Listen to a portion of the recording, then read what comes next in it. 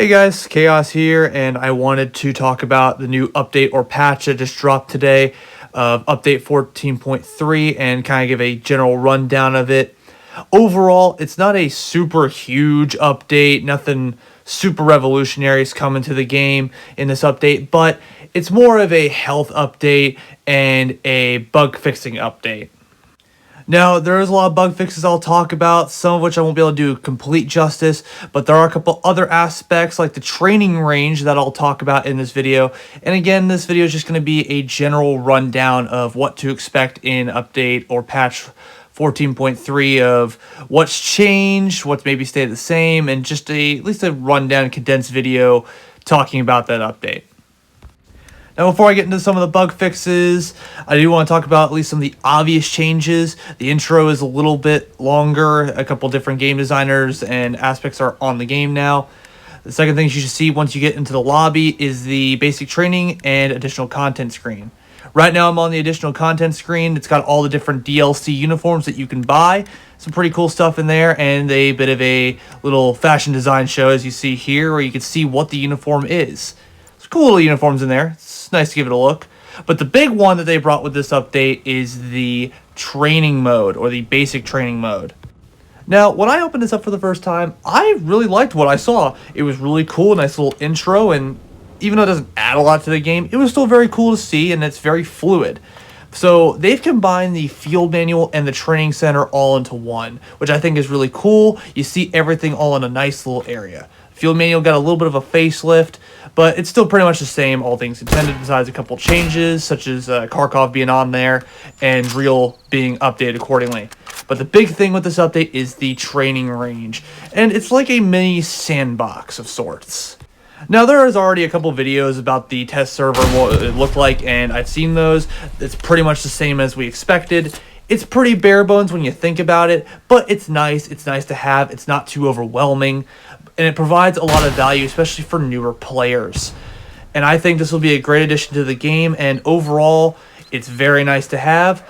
You've got a lot of different options for all different classes. You can mess around with it. I think I'll be using this a little bit to actually help me in my videos because I'm on console. I don't have a server browser, and I have to get a lot of my footage while in the middle of matches or in dead servers. So at least for me, it provides an extra boost, and just something if I want to mess around with for a little bit, maybe before a match or wait for my guys and get warmed up, it's perfect. On top of that, there is some little training aspects for the tanks. You can do recon, armor, or infantry. And for me, I'm probably going to use this to look for weak spots and see what actually can penetrate through certain tanks, at least for the German tanks. Now, what I do know is that they will be bringing the other nations soon, but the Americans are the only ones in the training mode at the moment, so do expect some changes on that front. But overall, if you're looking for something to kind of mess around with and maybe test out a couple things, the training range has got you covered, and I'm pretty happy with it so far.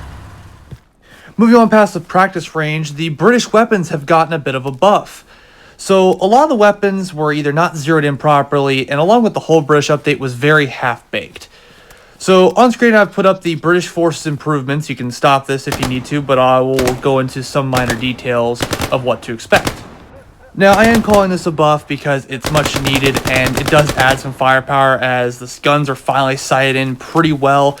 The sway for things like the Lewis gun and just any of the machine guns that have that sway when you're turning left or right is not as bad. The centering of the guns themselves, so they're actually shooting on target, is pretty good as well, at least for the ones that are mentioned. I didn't have a lot of time to really play around with the British weapons, but I was pretty happy with them.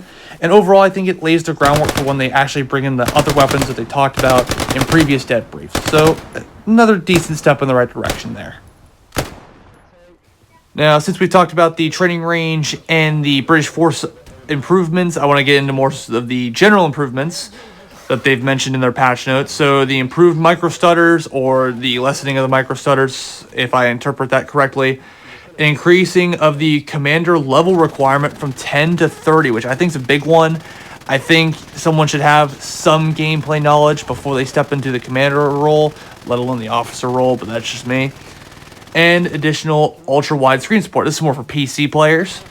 But there's some other things like UI help, character previews in the select your role menu, The tank commander's periscope overlay is scaled up for ultra-wide resolutions. Seams can be seen at the top bottom of the screen of the gunner's seat of the Stuart.